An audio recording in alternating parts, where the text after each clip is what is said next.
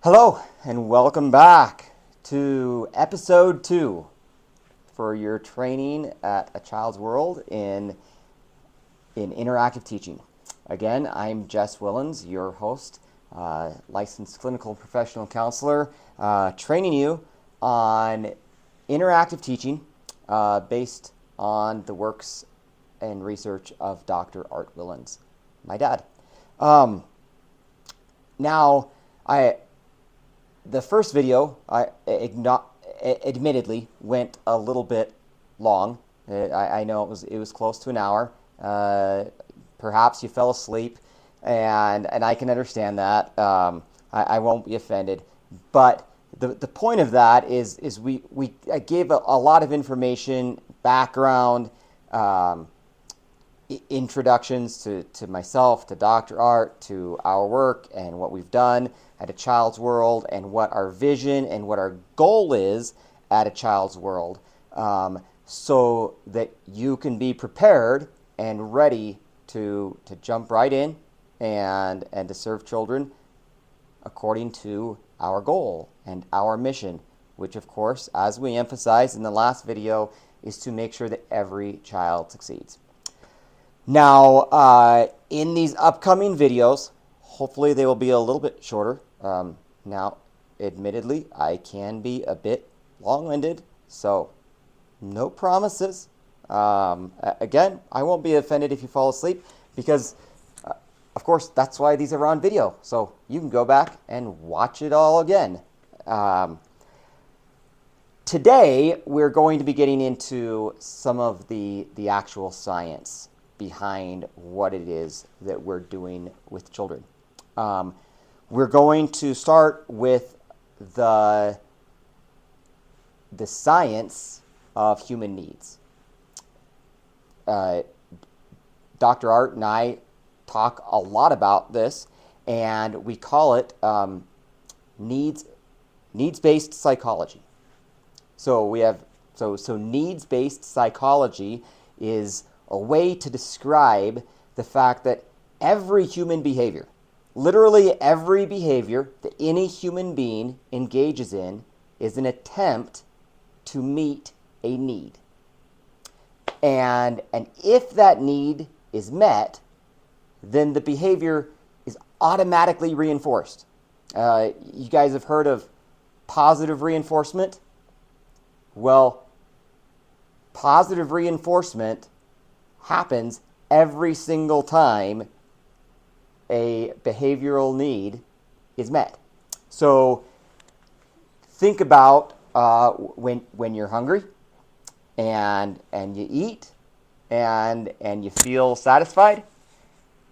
You're not hungry anymore, right? It tasted good. Well, that's positive reinforcement.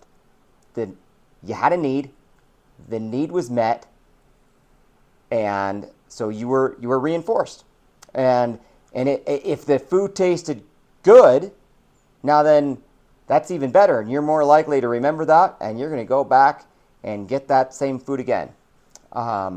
If you lived anciently and food was rare, well, I guess with the supply chain issues we're having right now, food sometimes can even be rare right now, right? Go to the stores and there's no food on any shelves. So, but when food is rare and it's hard to even find food, then, and you do finally find food, you're going to be reinforced simply for finding food because you have a need, the need is met.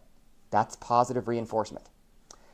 Now, in future videos, we're going to go a lot more in depth into exactly what positive reinforcement and negative reinforcement and punishment and natural consequences, what all of those actually mean in terms of behavioral science, and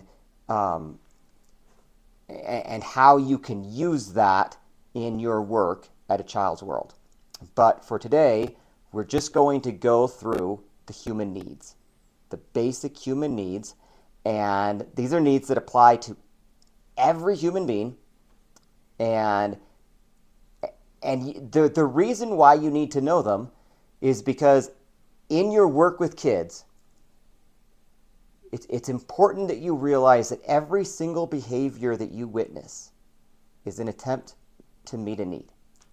So if the kid is behaving well, it's because that good behavior is helping them to meet a need. Perhaps it's that by behaving well, they feel successful and they feel loved and they feel appreciated and they feel like they're learning and accomplishing things. And so those are needs that we're going to go over today. Those needs are being met, and that's why they're behaving well. If they're misbehaving, it's also because they're trying to meet specific needs. And if that misbehavior continues and is going on repeatedly over and over again, it's because somehow, in some way, a need is being met through their misbehavior. And that's where it's really important that you understand that, because, of course, you want to try and stop that misbehavior. You want to prevent that misbehavior. It's going to be a lot easier to do that if you understand what need they're trying to meet through their misbehavior, and then find another way, a healthier way, for that child to meet that particular need. So that's why understanding human needs is important for everything you do. So what I'm going to do right now is I am just going to read through for you a list that we've written up of human needs. And with that preface, let me say that for any of you who have taken a university psychology class or probably even a high school psychology class, you've probably heard of old psychologists like Abraham Maslow, Dr. William Glasser, perhaps. He's not quite as famous or well known. But both of those psychologists that can be found in almost any basic psychology textbook, both of those psychologists discussed human needs. And Abraham Maslow is by far the most famous because in his discussion of human needs, he had the famous hierarchy of human needs. And some of you may be familiar with that hierarchy of human needs. And that's I like his hierarchy. And Dr. William Glasser discussed needs as well. He did not put it in a hierarchy, and he did not list nearly as many needs. Dr. Glasser, I believe, talked about 3 needs, and trying to remember what those 3 needs were. I think they were love, freedom, and I can't remember the third one. I really should have this in front of me, because those 2 psychologists were the 2 pioneers that introduced the concept of human needs. Now then, in the behavioral research that Dr. Art has done, he's tried to take his own behavioral science research that he's done and create his own list of human needs. And in all of my research, in researching everything that Maslow did, everything that Glasser talked about, I believe that Dr. Art's list of needs is the most comprehensive and accurate list of human needs that exists. Now, a lot of it overlaps with Maslow and Dr. Glasser, but it's not exactly the same. Now, I think previously, prior to the past maybe decade, those needs could have been debated. It might have been up for debate as to, was Was Glasser right? Was Maslow right? Or was Willens right? And now Willens, Dr. Art, is not published in any psychology textbook, unfortunately. But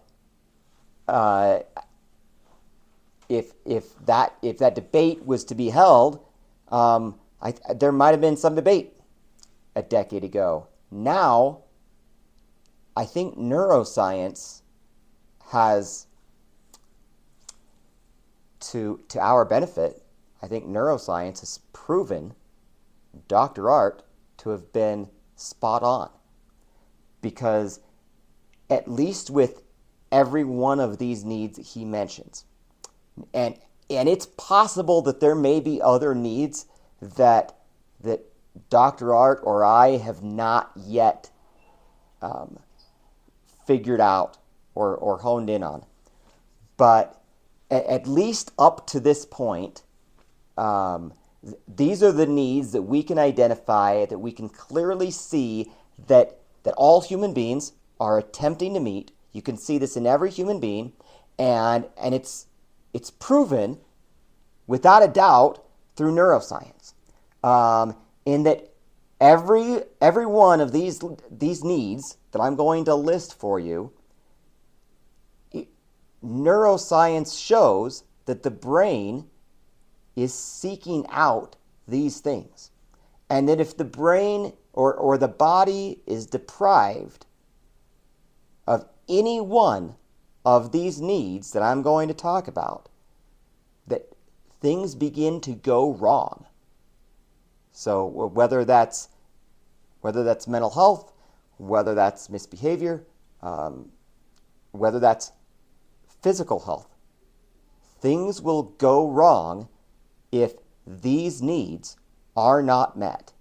And the other thing is, if one of these needs is not being met with consistency, then the brain will almost begin to go into sort of like an addictive state. The way a drug addicted individual will seek out drugs at all costs, because for an addicted individual, that substance, that drug, has actually become a physical need, usually. Think of alcoholics, and if you have a high-level alcoholic that has been drinking, extensive amounts every day and then quits cold turkey, one of the things that they can go into is something called delirium tremens, which that's life-threatening. You need to take that person to the emergency room right away, otherwise they may die, because their body has become absolutely dependent upon alcohol and cannot function without it. So they have,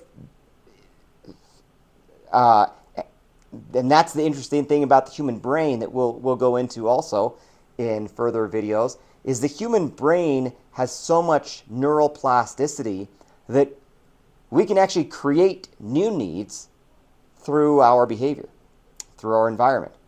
And alcoholism is just one example. I mean, there could be many. That's just one that is well known. Most people are have heard about and are somewhat familiar with alcoholism. Unfortunately, most people probably know an alcoholic, and so you can actually so those individuals, those alcoholics,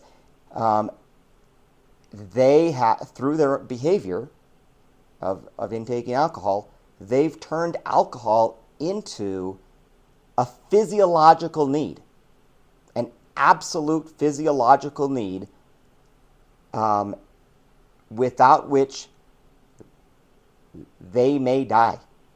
And that, hence the cravings, hence the absolute cravings that they have for alcohol, and why it is so hard for them to quit, because because their body knows it needs it. It absolutely needs it.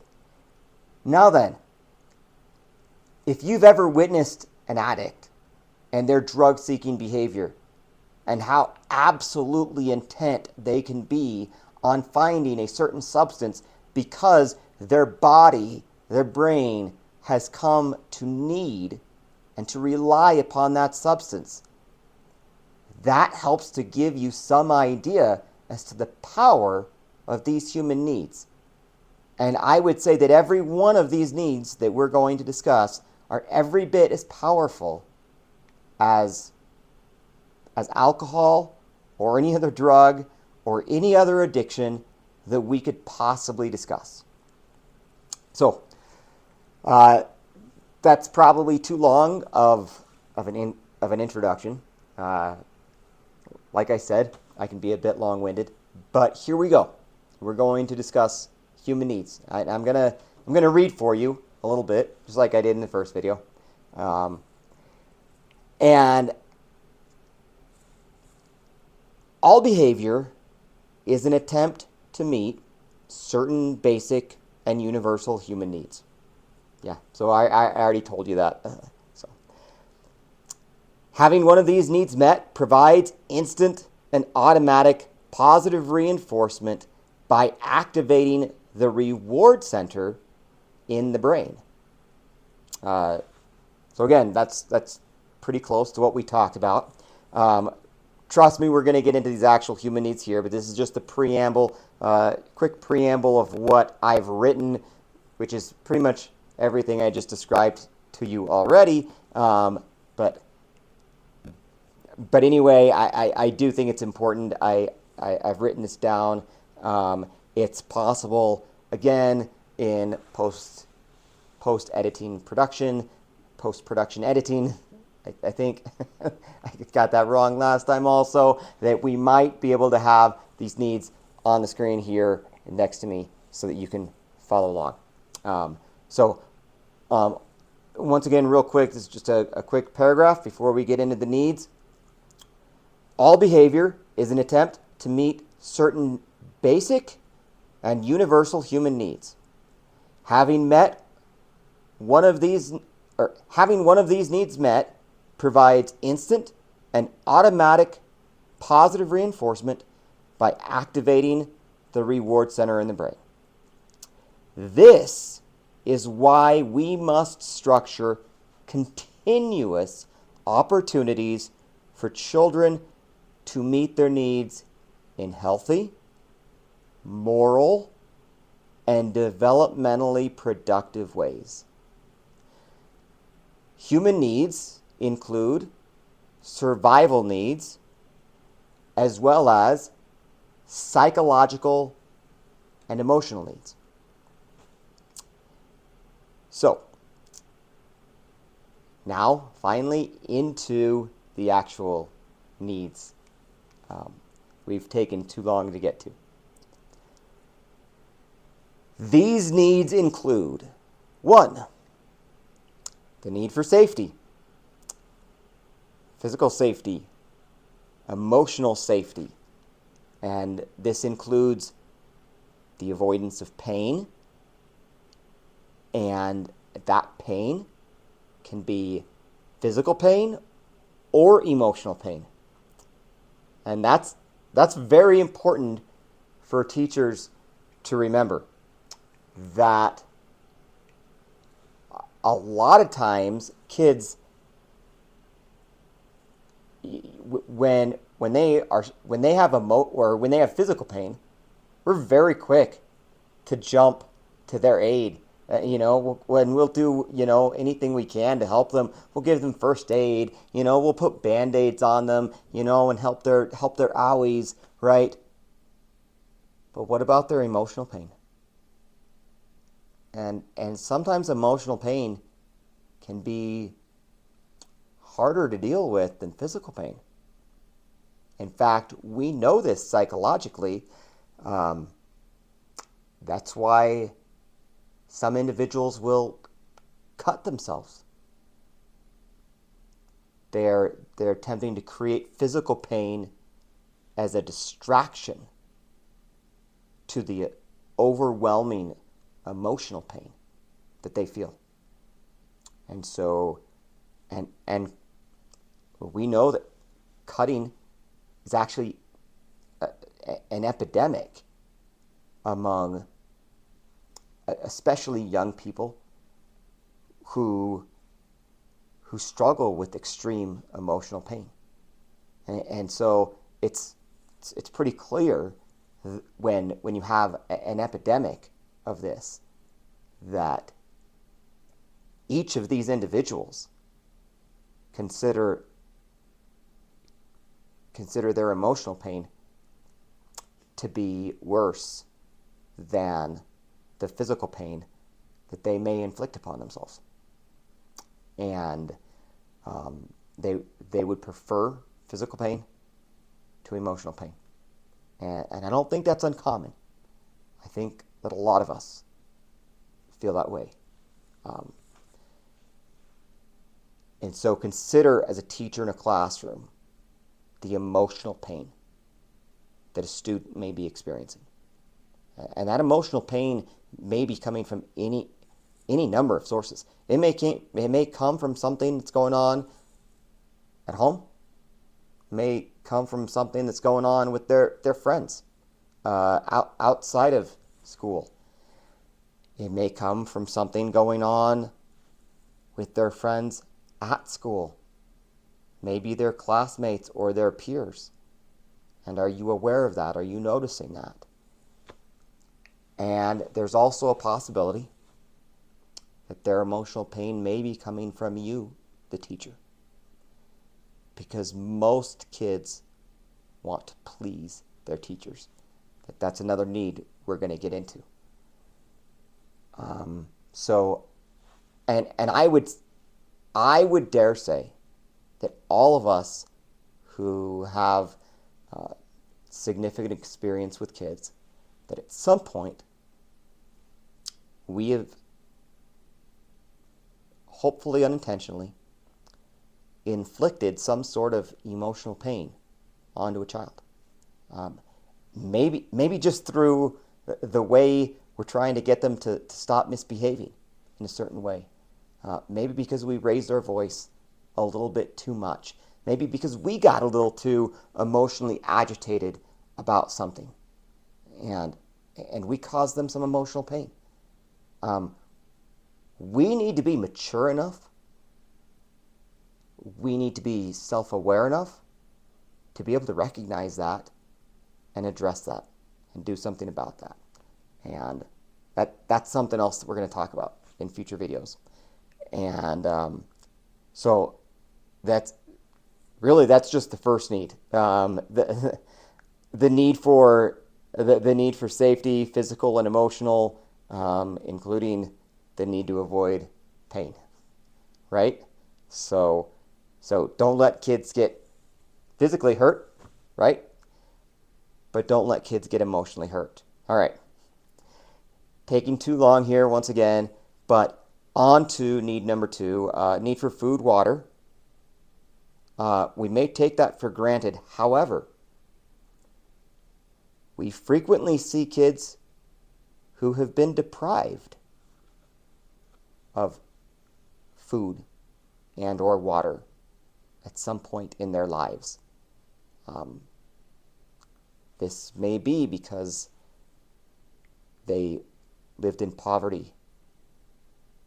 Perhaps they were homeless.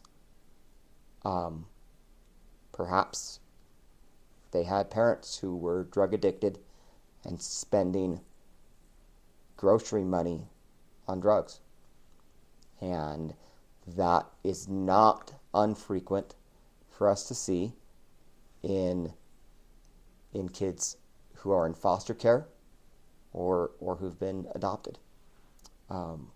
So we need to understand that sometimes when kids have strange behaviors around food, around lunchtime, snack time, or that they're constantly asking for those things, or that they will save a part of their lunch and sometimes maybe even hoard it, we've seen kids put parts of their lunch they'll hide it in their shoes or in their backpack or in all kinds of strange places. And sometimes it's food that will spoil and go bad and could make them sick. But they're hoarding this food because they don't know when they're going to get their next meal.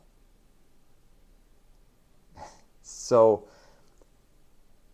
sometimes this can exasperate teachers when they see what looks to be strange behavior, but it actually makes perfect sense when understood from the framework of human needs and the fact that this is a need that some of these kids may have been deprived.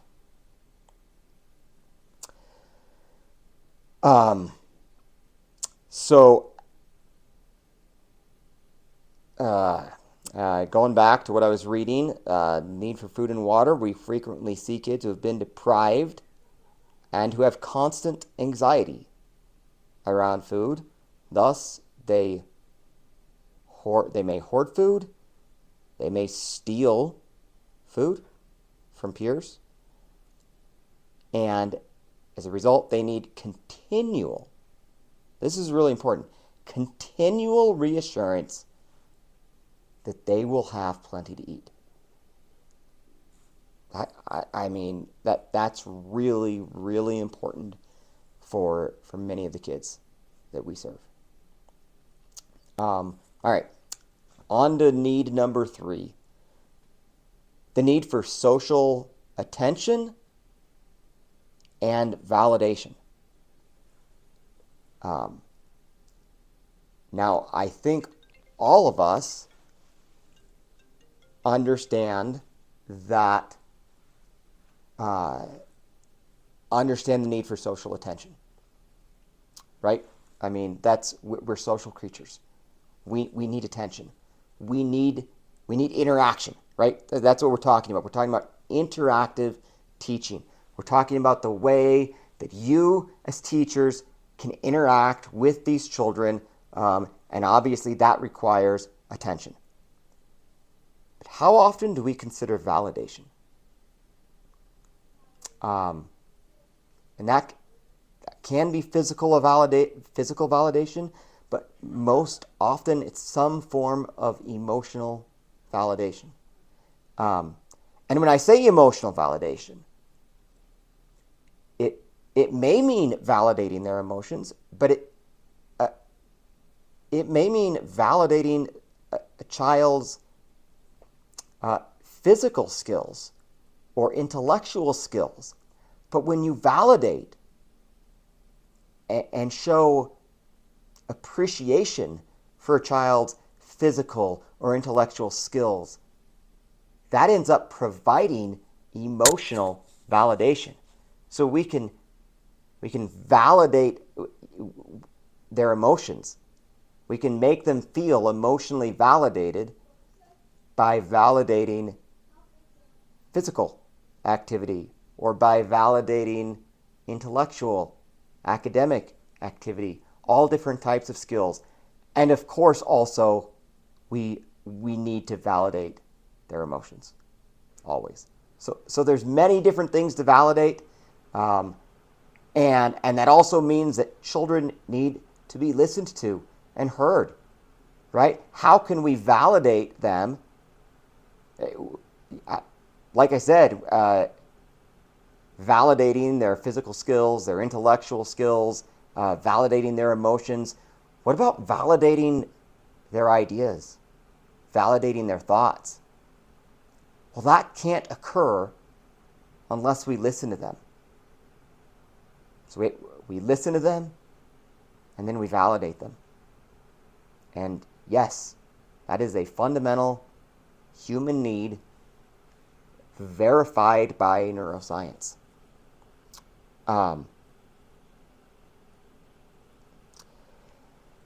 Now, we have here the need for social attention and validation together with the need for physical touch. And that's something else that I don't think we always realize and recognize.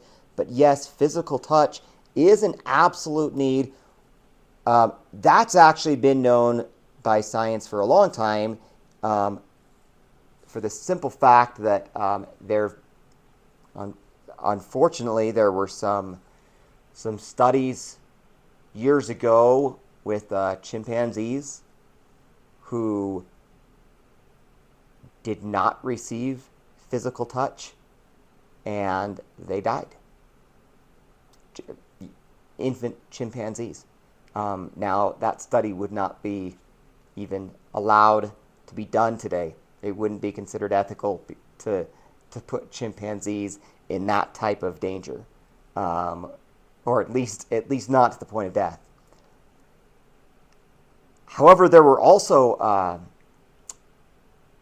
also some studies about orphanages from decades ago, I believe in Europe, some of the very original orphanages.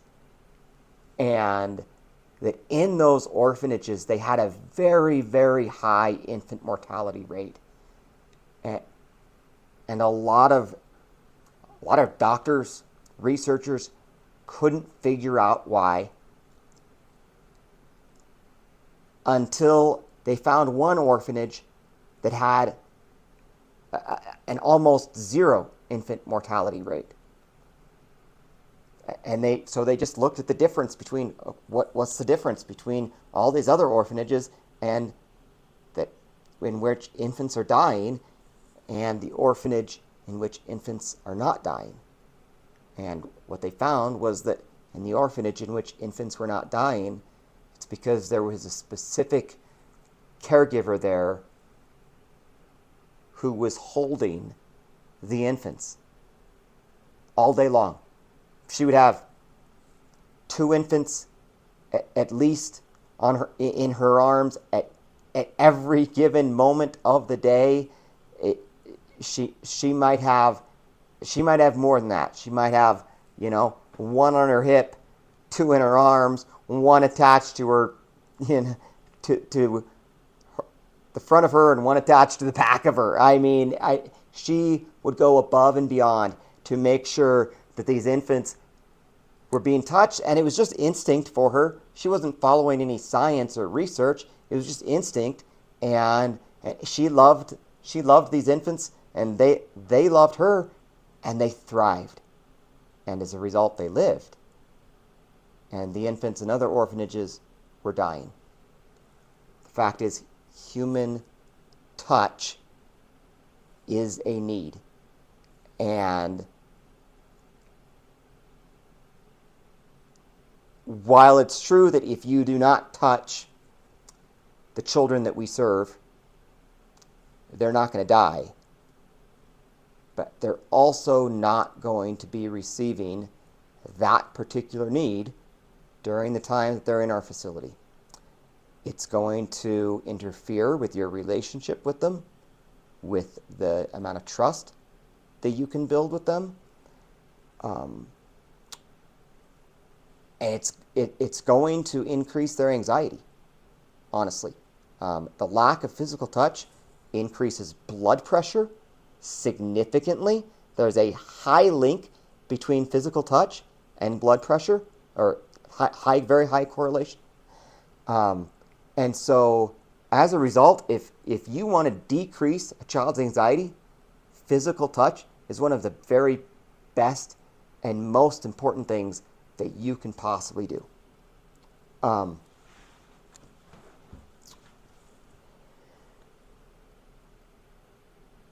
So, all right. So we've discussed the need for physical touch.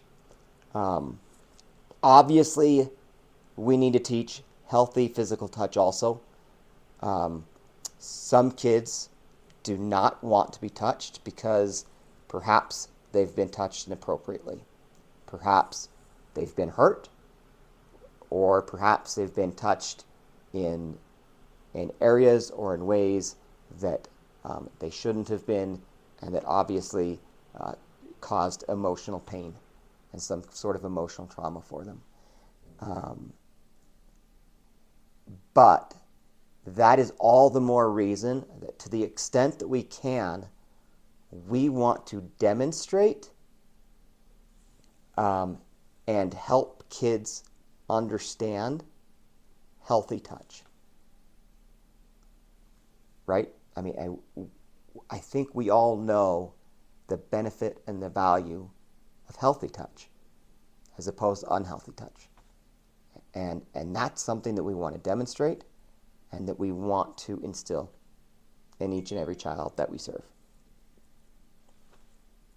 All right.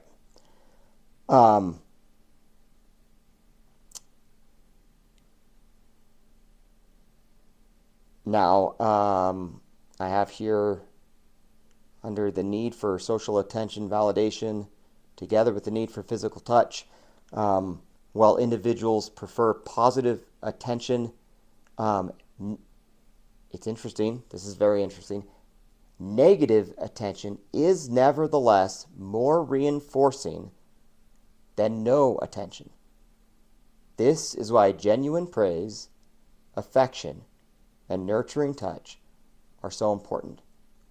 And also why it can be okay to ignore mild misbehavior. Right? We can ignore mild misbehavior because a child wants attention. And so if they're engaging in mild misbehavior, you can ignore that, because by giving that attention, you may be inadvertently reinforcing that attention, even if you're giving it negative attention, right? Because negative attention is more reinforcing than no attention. So you might be telling a kid, stop it, stop it, stop it, and yet that is actually more reinforcing to the child than just ignoring it. Now, of course, we're not advocating ignoring children, right? We're talking about the absolute need that children have for attention and for validation and for interaction.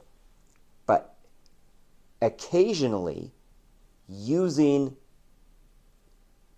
the skill of ignoring in order to try to limit a particular misbehavior as opposed to reinforcing that misbehavior can sometimes be a strategic move. It's important for teachers to know that. Number 4, the need for autonomy, a sense of control over one's life. Deprivation of autonomy may lead to power and control issues. This is why we need to offer choices and always avoid coercion, except when there is an immediate and severe safety risk. Now, that is extremely important. A lot of arguments that happen between teachers and children, a lot of the misbehavior that occurs is because children are trying to exert their autonomy. They're trying to say, you're not the boss of me, I can do what I want. And in a sense, they're right. They can do an awful lot of things that you don't want them to do, but they can choose to do anyway, because you can't make their choices for them. The fact is, everyone makes their own choices. Autonomy is built in to human beings. It's built in. And so it's something that must be acknowledged and honored as we deal with children. And as we do that, and especially as we avoid coercion, when we begin to try to coerce children into behaving in a certain way, that will automatically create pushback. So the more strict we are about trying to ensure absolute 100% compliance, that's when you're almost guaranteed to get pushback and purposeful misbehavior as children try to exert their autonomy that is built in. Um, Number 5 is the need for physical movement. In all living creatures, including humans, the brain is built and wired primarily around movement. That's a whole nother topic that we could go deep into, but we won't right now. Humans also possess an additional complex cortex that is built primarily for communication. Attempts by children to meet this need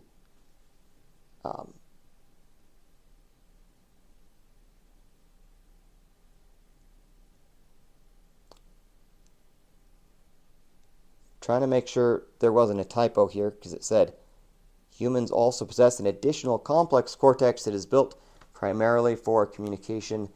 That must be right because all creatures possess the cortex for movement, obviously. Honestly, I'm not sure what I was thinking when I wrote this, but I'm sure there's something. Attempts by children to meet this need, meaning the need for movement, may lead to difficulty sitting still or keeping their hands to themselves. This is why we must continually be incorporating developmentally appropriate movement into the day's activities. And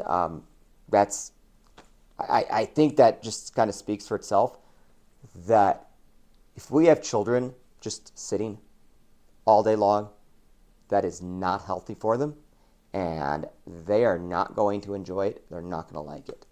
Children need to be moving. They need to be moving on a regular basis. They need to be moving consistently. Not just like, we have recess 3 times a day, and occasionally they can get up and stretch their legs a little bit. No, that's not the way human beings are built, and that's actually one of the reasons why public school systems that have children sitting still pretty much all day long, it's one of the reasons why they struggle with a lot of misbehavior. It's because they're simply not built around this fundamental human need for movement. Number 6 is the need for intellectual stimulation. Yes, intellectual stimulation. And have you ever noticed that? Children are curious. Children are curious. They want to explore. They want to learn about everything around them in their environment. That's intellectual stimulation. Do you think maybe we can use that to help them learn appropriate things and the things that will be of most use and of benefit to them?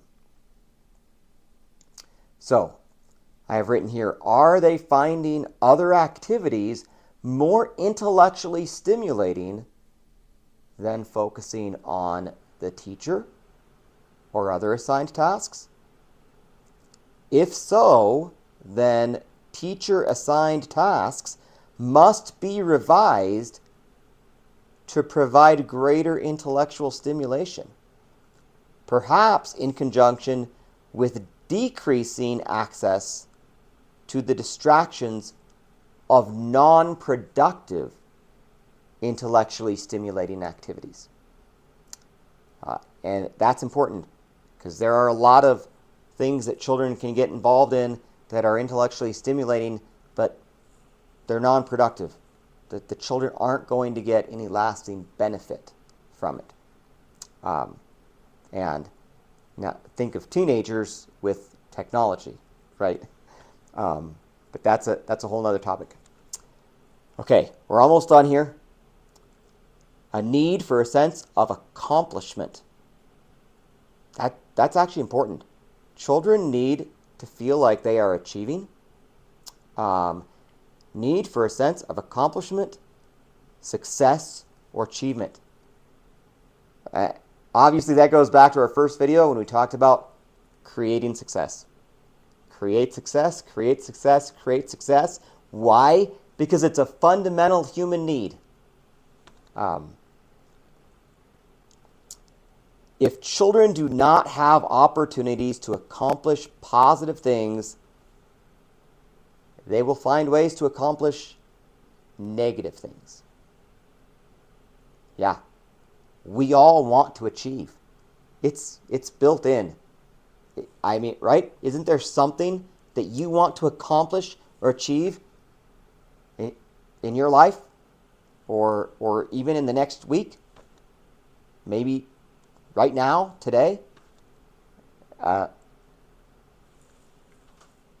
This is a built-in human need, and it's important that teachers recognize this and make sure that kids are accomplishing, achieving, and succeeding. All right. Number 8, the need for pleasure and enjoyment. Make all activities as enjoyable as possible. Otherwise, children will find other ways to entertain themselves. The need for pleasure and enjoyment. I mean, it's pretty simple. And we all understand that, right? We listen to music. We look at art that we find beautiful. We might, get a massage that feels good. It's pleasurable.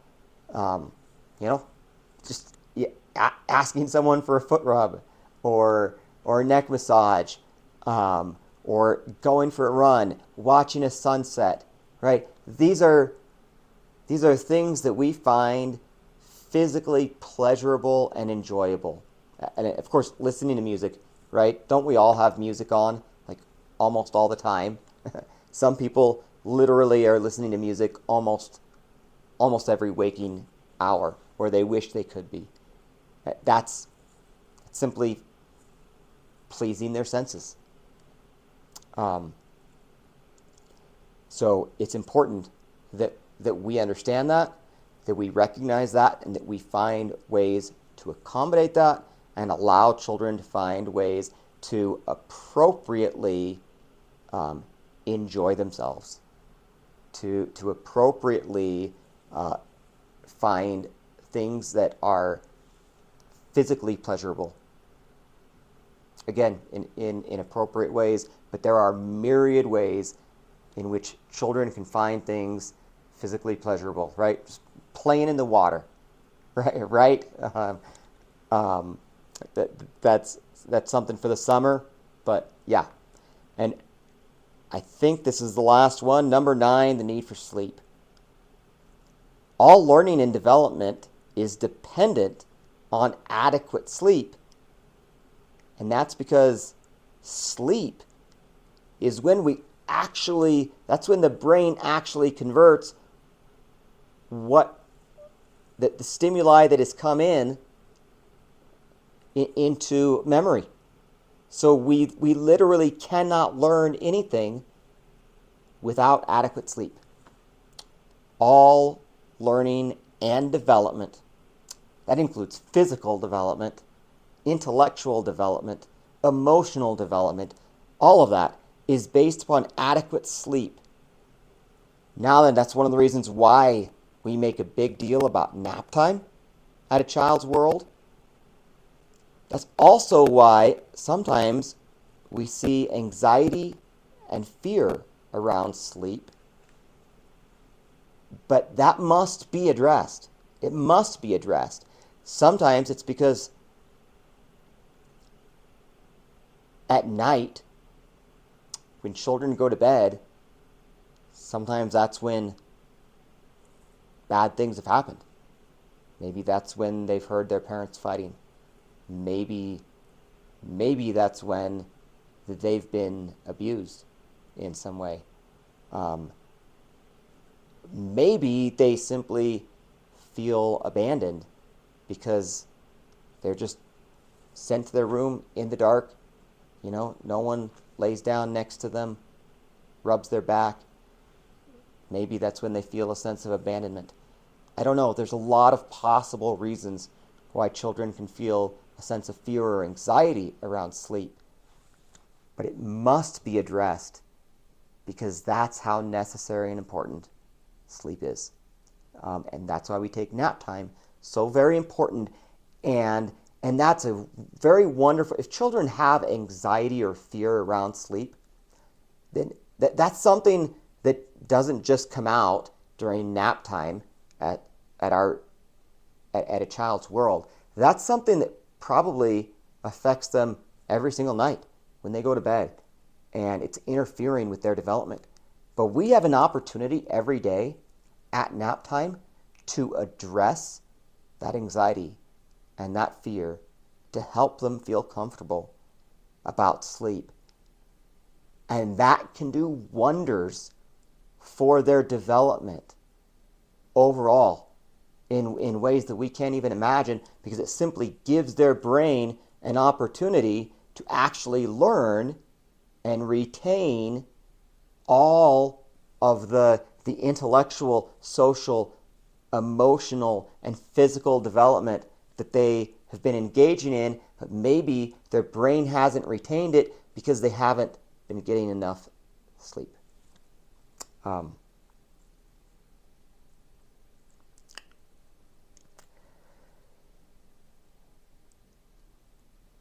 All right, final paragraph. Once children have complete trust, something we talked about last video. Once children have complete trust that a teacher or caregiver will always help them fulfill their needs, they are now in a position to develop the attributes that will lead to value-ordered behavior rather than just need-driven behavior or even rule-driven behavior. So value-ordered behavior, that's a kid doing what's right because they believe it's the right thing to do.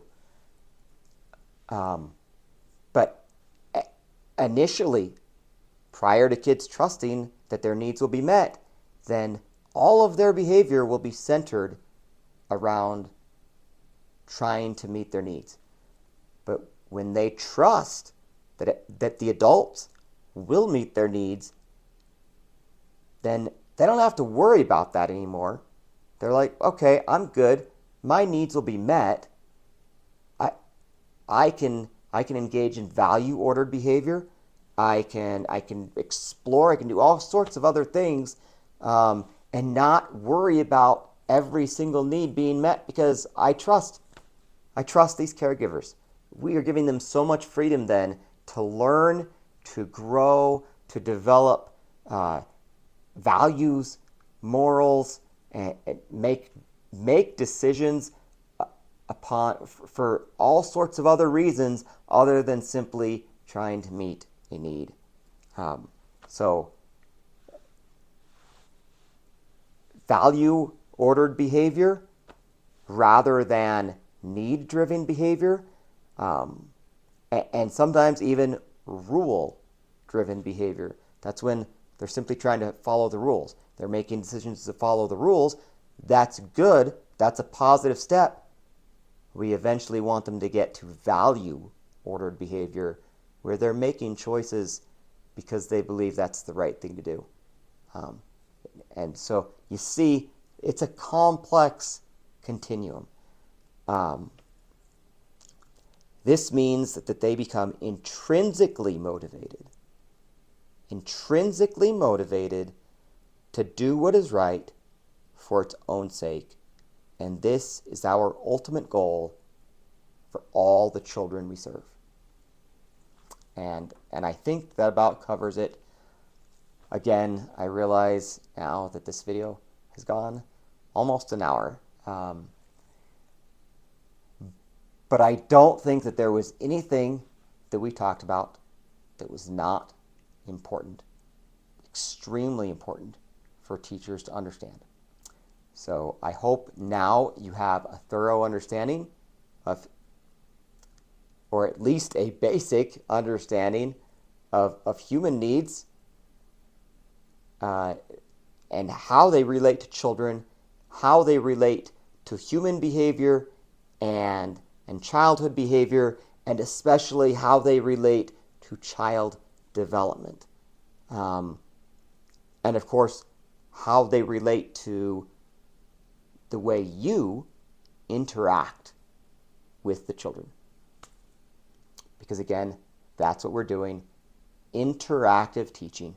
So interactive teaching, one of the key core elements of interactive teaching is we have to help children find healthy and appropriate ways to meet their needs. And so that's all now for video number 2. Again, if you got bored during the length and slept through it, it's okay. You can go back and rewind and watch it again.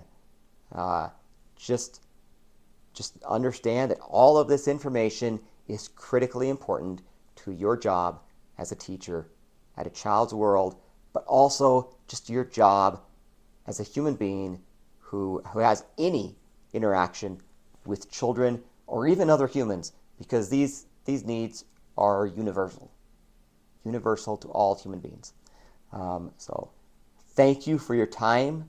Thank you for your attention, and congratulations on getting through video number 2, where we've now delved into a little bit more of the science. We will do more so of that in the future. I hope you can see that we will try to relate it to your job as a teacher as much as we can, and then we'll get into some specific skills of